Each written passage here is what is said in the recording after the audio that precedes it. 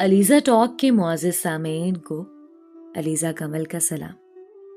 دوستو، شروع کرتے ہیں آج کی کہانی۔ میرا اور چچا کا گھر پاس پاس تھا۔ ان دنوں وہ اپنے مکان کی دوسری منزل پر 2 کمرے تیار کروا رہے تھے اور مزدور وہاں کام کر رہے تھے۔ کام کی نگرانی بلاول کے ذمہ تھی۔ میں اپنے صحن میں کام میں مصروف ہوتی تھی۔ مجھ کو پتا نہ تھا کسی کی آنکھیں مجھے دیکھ رہی ہوتی ہیں۔ ایک روز اچانک میری نظریں اوپر اٹھ گئیں تو بلاول کو اپنی جانب دیکھتے پایا۔ وہ میرا منگیتر تھا، سو مجھے حجاب محسوس ہوا۔ تاہم یک گوں خوشی بھی ہوئی۔ ہمارے خاندان میں لڑکی کے لیے منگیتر سے بات کرنا معیوب خیال کیا جاتا تھا۔ دونوں اگر بات کرتے بھی تو خاندان والوں سے چھپ کر۔ بزرگوں کو اس امر کا علم ہوتا تو وہ نہ صرف برا مناتے بلکہ اعتراض بھی اٹھاتے۔ عید کے دن تھے۔ میں نے عید گفٹ دینے میں پہل کی۔ ہم دونوں کی آپس میں ٹھیک ٹھاک انڈرسٹینڈنگ ہو گئی تھی۔ اس کے اصرار پر میں اسے دن میں ملنے لگی تھی، کبھی گلیوں میں اور کبھی دروازے پر، کبھی کالج سے واپسی پر راہ میں۔ اب تو صبح کالج جاتے ہوئے وہ گھر سے ذرا آگے میرے انتظار میں کھڑا ہوتا تھا اور کالج تک ساتھ جاتا۔ ہم راستے میں باتیں کرتے۔ یوں ہماری ملاقاتوں کا سلسلہ چلتا گیا۔ میں چچا کے گھر دن میں 1 بار جاتی تھی۔ ان کی دونوں بھابھیوں سے اچھی بات چیت تھی۔ انہی دنوں چچی جان بیمار ہو گئیں تو دن میں کئی بار ان کے پاس جانے لگی۔ بیمار چچی کی خدمت کر کے مجھے سکون ملتا تھا۔ اللہ نے ان کو مہلت نہ دی اور وہ وفات پا گئی۔ چچی کی وفات کے بعد میں بلاول کا بہت خیال رکھنے لگی۔ وہ بہت دکھی رہنے لگا۔ بھابیاں اس کا خیال نہ رکھ پاتی تھیں۔ تبھی وہ مجھ سے اور زیادہ مانوس ہو گیا، جیسے مجھ سے باتیں کر کے اس کا غم ہلکا ہو جاتا ہو۔ اب وہ اصرار کرنے لگا کہ میں اپنی بھابھی اور بہنوں کو تمہارے گھر بھیجنا چاہتا ہوں، اور میں جواب دیتی کہ ابھی کچھ دن ٹھہرو، رشتہ تو پہلے سے طے ہے، ابھی تم برسرے روزگار نہیں ہو۔ میں نے امی کو یہ کہتے سنا ہے کہ جب تک بلاول برسرے روزگار نہیں ہوگا میں اس کو شادی کی تاریخ نہیں دوں گی۔ سردیوں کا موسم شروع ہو چکا تھا اور چھت پر ہماری ملاقاتوں کا سلسلہ جاری تھا۔ ہم ملاقات اس وقت کرتے تھے جب دونوں گھروں کے صحن کی لائٹس بند ہو جاتی تھیں۔ اس کے بعد ہم چھت پر آ جاتے۔ مکان تو ایک تھا، صرف ایک دیوار بیچ میں تھی، لہٰذا چھتیں بھی جڑی ہوئی تھیں۔ ہماری ملاقاتیں پاکیزہ ماحول میں ہوتی تھیں کیونکہ میں اس کی امانت تھی۔ ہم صرف باتیں کرتے تھے۔ میں اس کی ملازمت کے لیے دن رات دعائیں مانگا کرتے۔ جلد ہی اللہ نے میری دعائیں سن لی اور وہ برسرے روزگار ہو گیا۔ امی بہت خوش تھیں۔ انہوں نے مٹھائی بانٹی اور کہا شکر ہے، اب میں رافعہ کی رخصتی جلد کر دوں گی۔ اس دن میں بھی بہت خوش تھے اور رات ہونے کا بہت بے چینی سے انتظار کر رہی تھی کہ جلد رات ہو، صحن کی لائٹس آف ہوں اور ہم چھت پر ملاقات کرنے جائیں۔ میں نے آج خاص طور پر مٹھائی رکھی تھی کہ بلاول کو کھلاؤں گی اس کی ملازمت کی خوشی میں۔ لیکن وہ رات ہم دونوں کے لیے آخری ملاقات تھی۔ ان کی نانی صاحبہ تھوڑی سی سنکی تھی۔ انہوں نے ہم کو باتیں کرتے دیکھ لیا اور جا کر میرے والد اور چچا کو بتا دیا۔ ابھی ہم دونوں نے صرف اپنا حال احوال ہی کیا تھا کہ میرے والد صاحب دبے پاؤں اوپر آ گئے۔ بلاول کے منہ سے بس یہ الفاظ ادا ہوئے کہ تایا آ گئے، اور فوراً اپنے زینے کی طرف چلا گیا۔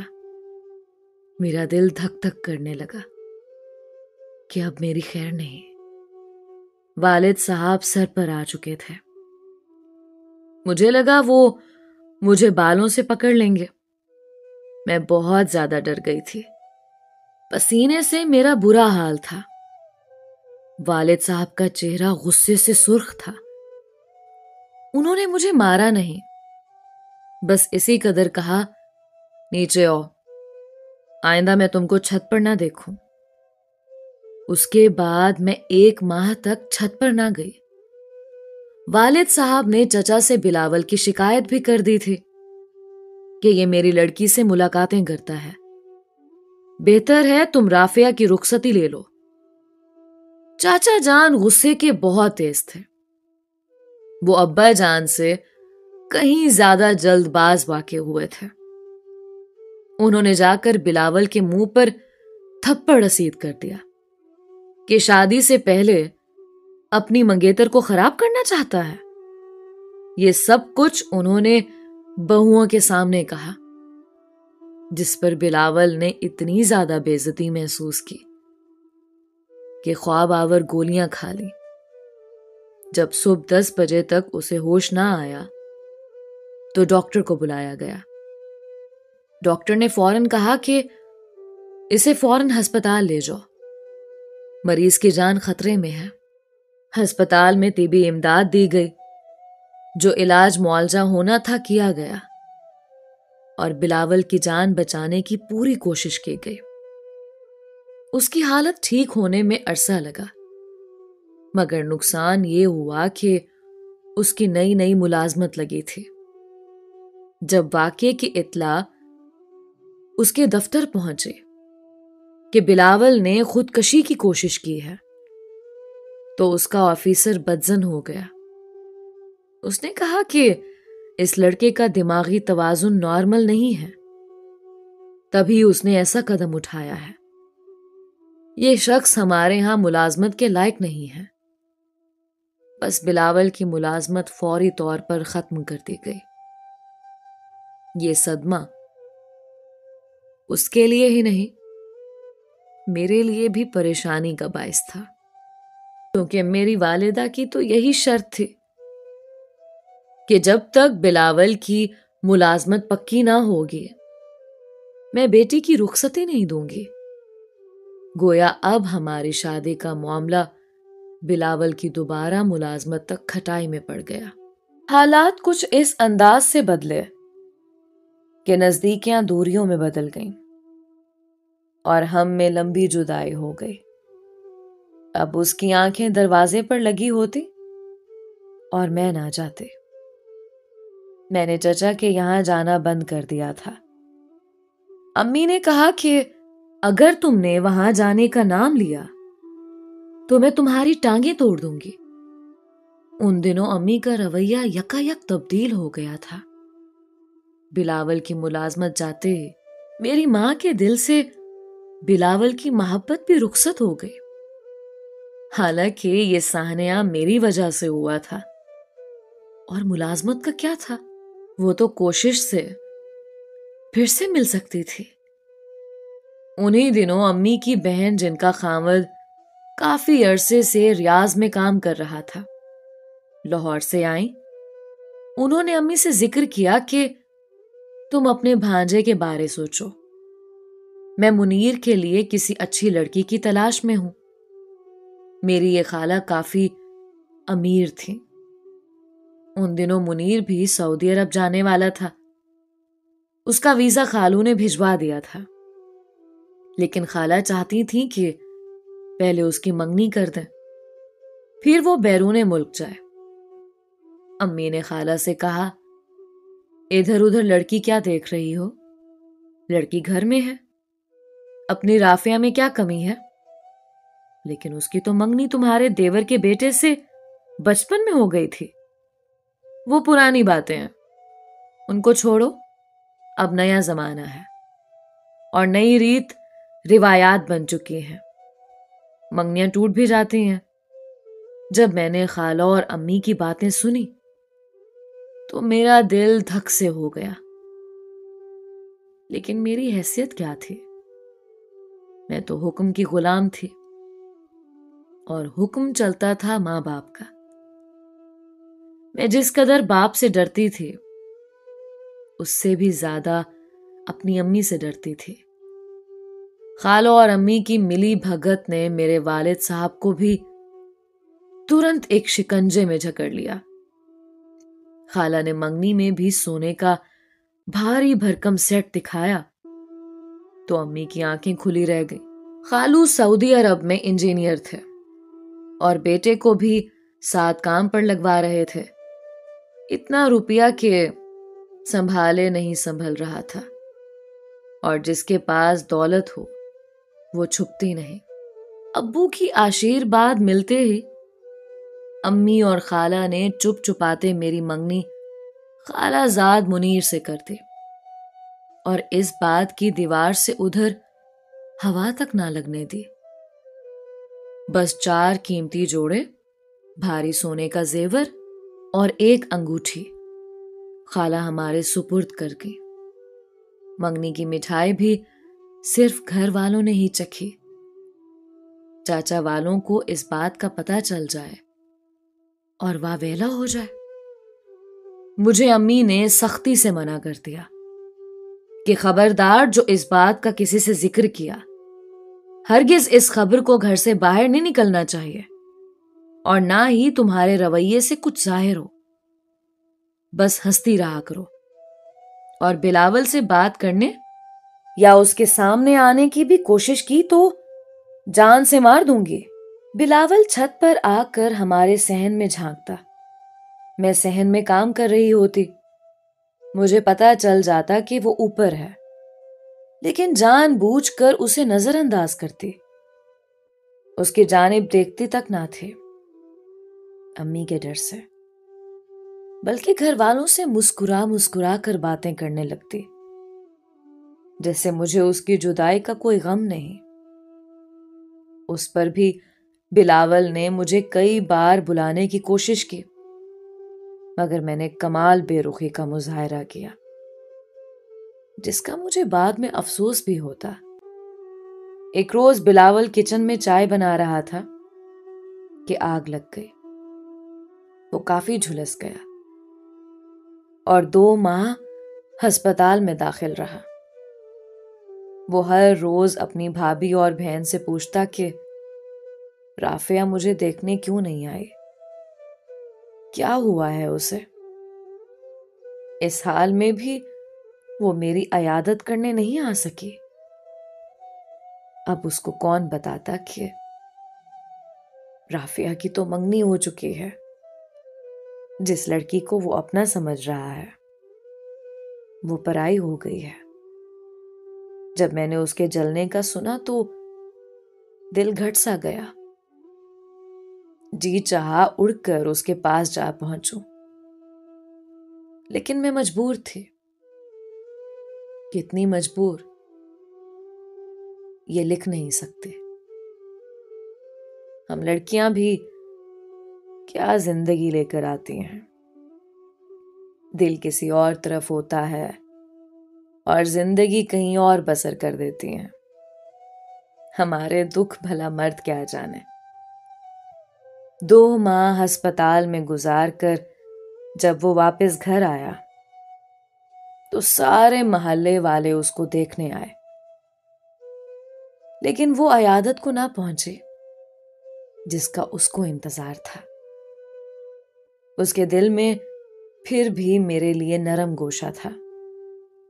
وہ اب بھی دروازے کی طرف نظریں رکھتا تھا، اور جب کچھ چلنے لائق ہوا تو چھت پر کرسی ڈال کر بیٹھ جاتا اور انتظار کرتا کہ میں اوپر نگاہ کروں، لیکن میں اوپر نہ دیکھتی تھی، کیونکہ مجھے ڈر تھا اگر میں نے ایک بار بھی اوپر نگاہ اٹھائی اور اس کو دیکھ لیا تو پھر میں خود پر قابو نہ رکھ سکوں گی۔ دوڑ کر چھت پر چلی آؤں گی یا پھر اتنے زور سے رو پڑوں گی کہ میری آواز پر سارا محلہ اکٹھا ہو کر آ جائے گا۔ میں اوپر سے خاموش تھی، لیکن دل میں ایک طوفان بند تھا۔ محبت کا دکھ اپنی جگہ، یہ دکھ بھی کم نہ تھا کہ بلاول جو اتنا حسین تھا اب اس کے ہاتھ پاؤں جھلس کر بدنما ہو چکے تھے کہ دیکھنے سے جھرجھری آتی تھی۔ شکر ہے کہ اس کا حسین چہرہ جھلسنے سے بچ گیا تھا، مگر ہاتھ پیر دیکھنے کے لائق نہیں رہے تھے۔ وہ ابھی کام کرنے کے قابل نہ تھا۔ ایسے میں اس کو کسی ہمدرد اور غمگسار کی اشد ضرورت تھی۔ ایسی ہمدرد و غمگسار یا تو ماں ہو سکتی تھی یا میں، اور وہ ہم دونوں کو کھو چکا تھا۔ اس کی ماں کو اجل لے گئی تھی اور مجھے دولت کے سانپ نے ڈس لیا تھا۔ میں ایک قدم بھی اس کی طرف بڑھانے سے مجبور تھی۔ وہ سارا دن دھوپ میں بیٹھا رہتا، اس انتظار میں کہ میں صحن میں نظر آؤں گی اور وہ مجھے دیکھ پائے گا۔ میں اس کی جانب نظر بھر کر دیکھوں گی، وہ مجھے دیکھ سکتا تھا، میں نہیں۔ جانتی تھی کہ اس کے دل پر کیا گزرتی ہے۔ تاہم ایک دن اس نے اپنے جلے ہوئے ہاتھ سے کنکر اٹھا کر پھینکا اور ایک خط بھی اس کنکر پر لپیٹ دیا۔ اس نے مجھے 4 دن کی مہلت دی تھی کہ اگر 4 دن تک تم نے مجھے جواب نہیں دیا تو میں سمجھوں گا کہ تم مجھے بھلا چکی ہو۔ یہ 4 دن جس طرح میں نے کاٹے، لیکن چوتھے دن مجھے اپنے آپ پر اتنا افسوس ہوا کہ شاید زندگی میں کبھی کسی بات پر نہ ہوا ہوگا۔ جب میری منگنی خالہ زاد سے ہو گئی تو مجھے ایک بات یاد آئی کہ اس نے کہا تھا، اگر تمہارے گھر والے منگنی توڑ دیں اور تمہاری منگنی کسی اور سے کر دیں تو تم کیا کرو گی؟ تب میں نے جواب دیا تھا کہ میں کچھ کھا لوں گی، لیکن میں نے کچھ بھی نہیں کھایا۔